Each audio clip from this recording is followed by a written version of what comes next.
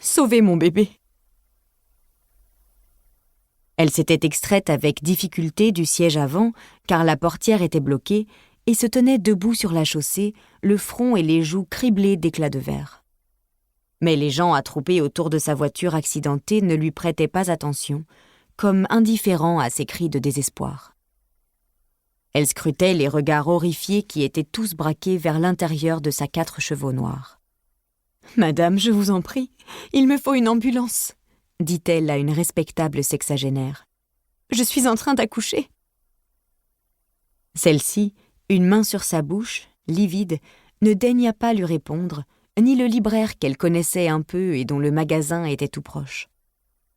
Les traits crispés, l'homme levait les bras au ciel sans oser s'approcher. Elle l'entendit demander à quelqu'un d'aller téléphoner aux pompiers. « Merci, monsieur, » balbutia-t-elle. « Merci. J'ai vraiment besoin d'aide, » insista-t-elle, incapable de comprendre l'attitude de ceux, de plus en plus nombreux, qui l'entouraient. « Je dois aller à l'hôpital. » La mine affolée, le libraire lui tourna le dos pour discuter avec le bijoutier dont le magasin faisait face au sien. Enfin, une jeune femme se fraya un chemin parmi la foule et vint vers elle, en la couvrant d'un doux regard bleu, plein de compassion.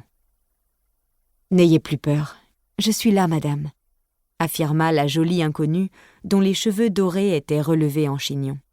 « J'ai des contractions très rapprochées, » répliqua-t-elle en pleurant. « Dieu soit loué, mon enfant a survécu au choc. » Tout en souriant à la future mère, Abigail étudia l'état du véhicule qui avait violemment heurté la base d'un réverbère en fonte. De la fumée s'échappait du capot. « Vous, au moins, vous êtes bien gentille, mademoiselle. J'étais seule à la maison quand j'ai perdu les os. Et puis, j'ai eu des douleurs, alors j'ai décidé d'aller à la maternité de la rue de Beaulieu.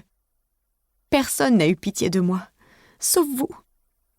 Les gens sont cruels. » Fébrile, elle désigna son ventre, sous la large robe en jersey où les gouttes de sang avaient dessiné des étoiles rouges. « J'étais effrayée à l'idée d'accoucher chez moi, » ajouta-t-elle avec un débit saccadé. « Il fallait demander l'aide d'une voisine ou alerter votre mari si vous avez le téléphone. La ligne n'est pas encore installée dans le logement où j'étais. Je n'ai pas le permis depuis longtemps et mon mari m'interdit de conduire sans lui, surtout dans mon état. Tout s'est passé si vite.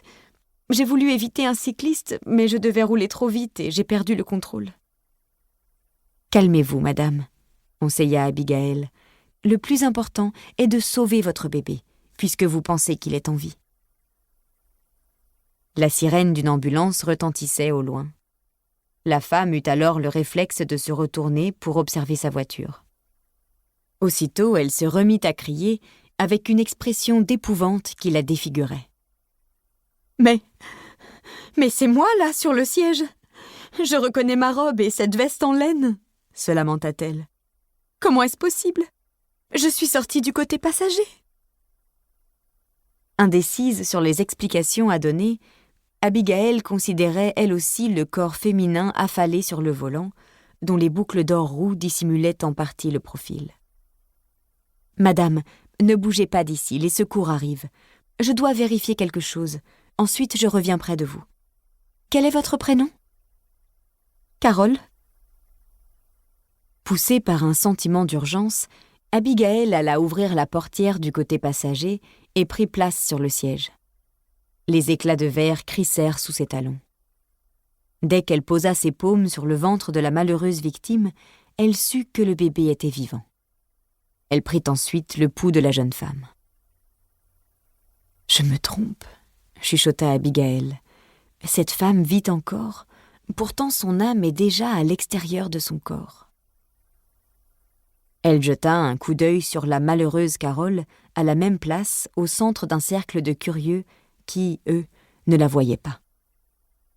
Ce cas de figure la désorientait. Néanmoins, elle ne perdit pas de temps à y réfléchir, se concentrant pour insuffler à Carole et à son bébé des ondes bénéfiques.